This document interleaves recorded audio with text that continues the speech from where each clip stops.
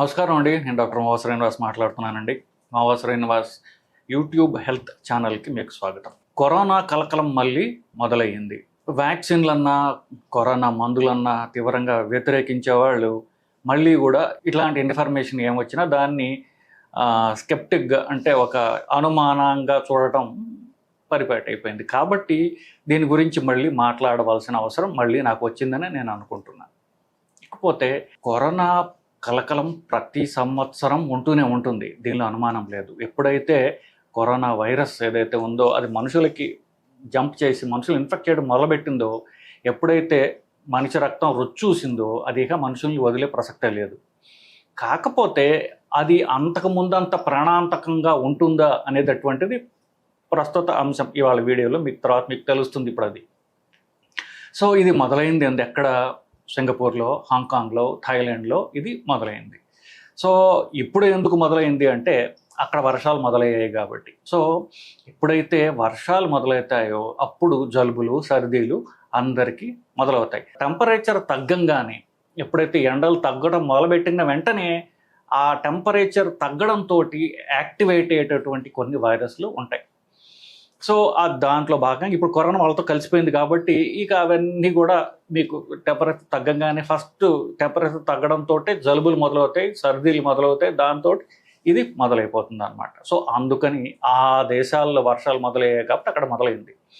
అక్కడ ఎప్పుడైతే మనకి వర్షాలు మొదలయ్యాయి ఇప్పుడు భారతదేశంలో, ఇప్పుడు ఇది కూడా మనకి వస్తుంది, దానిలో అనుమానం లేదు. సరే, భారతదేశ పరిస్థితి ఒక నిమిషంలో మీకు చెప్తా. సో ఇది ప్రతి సంవత్సరం వచ్చే, ఇప్పుడు నిజం చెప్పాలంటే ఎట్లా జలుబుల వైరస్ ఎట్లాగున్నాయో ఇది అంతే, అంతకంటే ఏమాత్రం తేడా లేదు.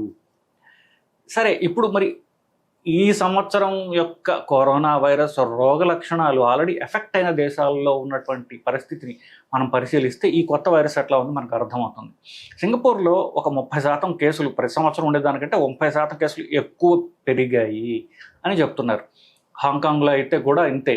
కాకపోతే హాంకాంగ్లో ఒక 30 నుండి 31 మంది సీరియస్ ప్రాబ్లమ్స్ ఉండి తీవ్రంగా అడ్మిట్ అయ్యి వెంటిలేటర్కి వెళ్లాల్సిన పరిస్థితి కూడా వచ్చింది. దీనిలో ఎంతమంది చనిపోయారు అనేటటువంటి డీటెయిల్స్ మనకి లేవు.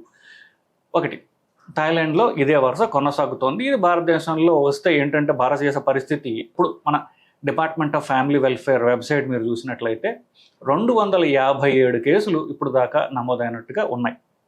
దీంట్లో 44 కేసులు కేరళలో, 36 కేసులు తమిళనాడులో, అట్లాగే గుజరాత్, బాంబే, ఒకటి సిక్కింలో కూడా ఇది రిపోర్ట్ అయినట్టుగా మనకు తెలుస్తోంది. సో ఇది దేశం మొత్తం వ్యాప్తి చెందడంలో ఎక్కువ టైం పట్టదు ఇక మనకి అది. కానీ ఇప్పుడు ఈ వైరస్ ఏంటయ్యా, ఇది ప్రాణాంతకమైందా అని కదా మనం తెలుసుకోవాల్సింది మిగతా వాటికంటే కూడా. సో ఈ మొదటగా పాండమిక్ ఎప్పుడైతే మనకి 2020, 2021 ఆ టైంలో పాండమిక్ అంటే ప్రాణాంతకమైనటువంటి కరోనా వచ్చిందో 2019లోది, దాని తర్వాత ఏమైంది, దాన్ని ప్రతిఘటించడానికి మనుషుల్లో ఉన్నటువంటి రోగ నిరోధక శక్తి పెరిగిపోయింది. దాని కొంచెం వ్యాక్సిన్లు వచ్చేసాయి, మందులు రకరకాలుగా వచ్చేయడంతో వైరస్కి ఏమనుకుంటోంది, ఇప్పుడు అదే పందాలో మనం కొనసాగితే మనని చంపేయడం ఖచ్చితం, కానీ మనం బతకాలంటే మనం పందా మార్చుకోవాలి, మనకు గుణం మార్చుకోవాలి అని వైరస్కి అర్థమైపోయింది.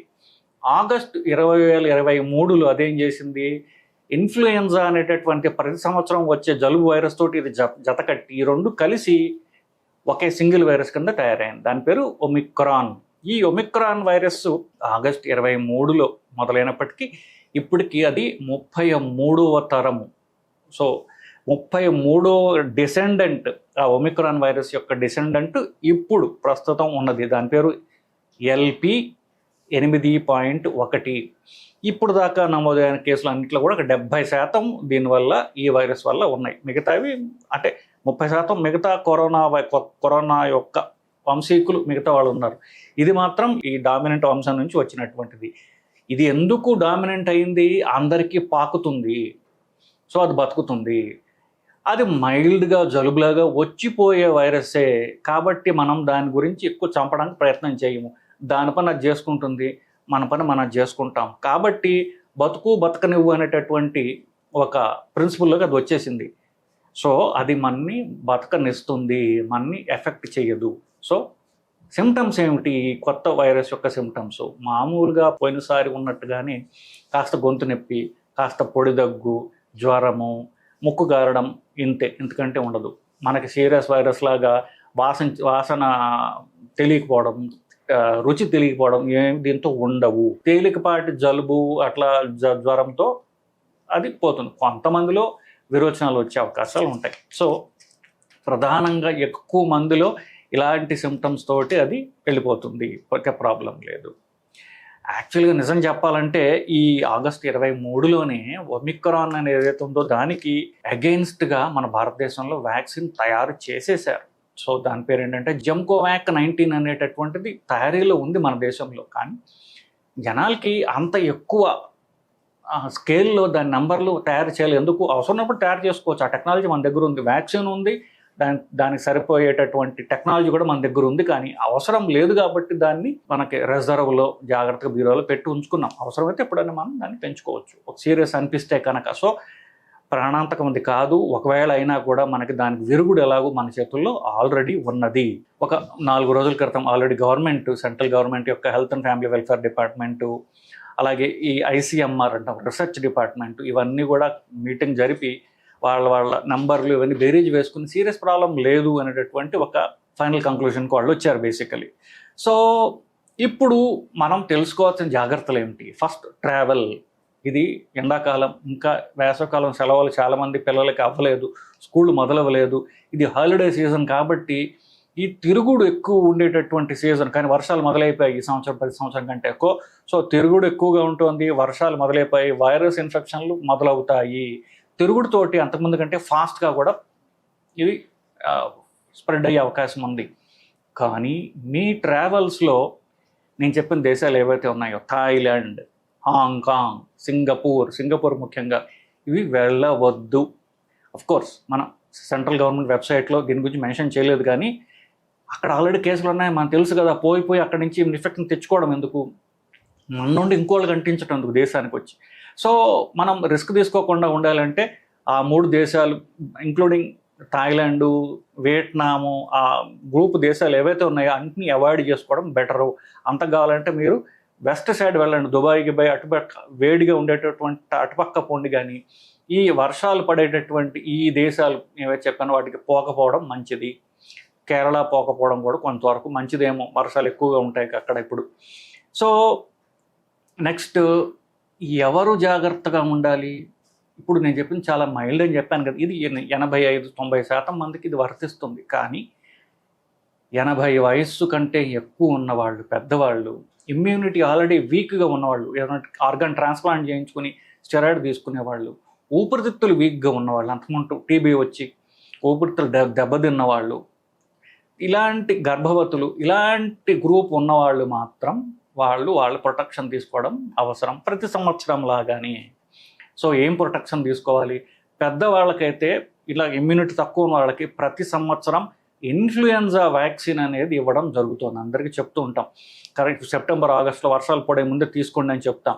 ఆ ఇన్ఫ్లుయెన్జా వ్యాక్సిన్ తీసేసుకోండి, కొంతవరకైనా మీకు ప్రొటెక్షన్ ఉంటుంది. సో ప్రతి సంవత్సరం తీసుకునే కనుక ఇన్ఫ్లుయెన్జా వ్యాక్సిన్ ఏదైతే ఉంటుందో దానికి రకరకాల పేర్లలో వస్తుంది.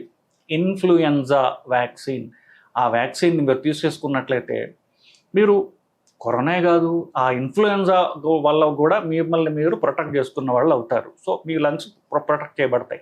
గుండె బలహీనంగా ఉన్న వాళ్ళు కూడా ఇది తీసుకుంటే సజెస్ట్ చేస్తాం, వాళ్ళు కూడా తీసుకున్నట్లయితే మంచిది. కరోనా వ్యాక్సిన్ కాదు, ఇన్ఫ్లుయెన్జా వ్యాక్సిన్ తీసుకున్నట్లయితే దీనికి క్రాస్ రియాక్టివిటీ వల్ల మీకు కరోనా నుంచి కూడా కొంతవరకు మీకు ప్రొటెక్షన్ ఉండే అవకాశం ఉన్నది. సో ఇదండి.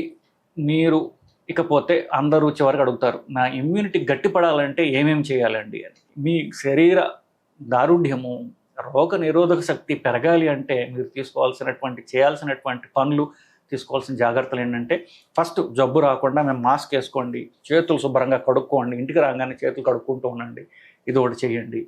తర్వాత తీసుకోగలిగితే వ్యాక్సిన్ తీసుకోండి. ప్రాణాయామం అంటే ఊపిరితిత్తులకి ఎక్సర్సైజ్, ప్రాణాయామం దాకా చేయండి.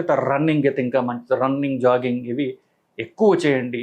వైటల్ కెపాసిటీ, మీ ఊపిరితిత్తుల యొక్క కెపాసిటీ ఏదైతే ఉందో అది పెంచుకోండి. లంగ్స్ యొక్క బలాన్ని మీరు పెంచుకోండి. రోగ నిరోధక శక్తికి కూడా ఇది పనికొస్తుంది. వైటమిన్ సి, వైటమిన్ డి అనేటటువంటివి మీకు 2-3 నెలల పాటు మీరు తీసుకోండి. వైటమిన్ డి పెరిగితే ఇమ్యూనిటీ పెరిగే అవకాశం ఉన్నది. ట్రావెల్ నేను చెప్పిన దానికి అవాయిడ్ చేయండి. ఈ మాత్రం చేసినట్లయితే మామూలు వాళ్ళు, వల్నరబుల్ పాపులేషన్ ఎవరైతే జాగ్రత్తగా ఉండాలో వాళ్ళందరూ కూడా మిమ్మల్ని ఈ వైరస్ బారి నుండి మిమ్మల్ని మీరు కాపాడుకోగలరు. భయపడాల్సిన అవసరం లేదు. ఇది సీరియస్ ప్రాబ్లం కాదు. నమస్కారం.